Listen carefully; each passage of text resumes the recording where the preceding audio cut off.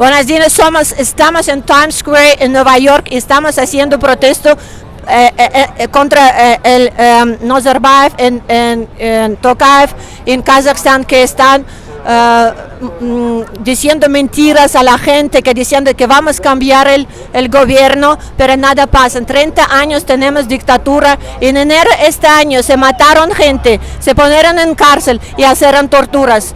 Y por eso nosotros hacemos este protesto, que en junio primero ellos van a hacer un referéndum falso y gente quieren salir a la calle para hacer este protesto, y nosotros tenemos mucho miedo que van a repetir el escenario que hicieron en enero para represar gente y matarlos. Por favor, junio primero, pongan atención mucho a Kazajstán, porque ellos, este gobierno, para guardar este poder, pueden hacer todo. Muchas gracias.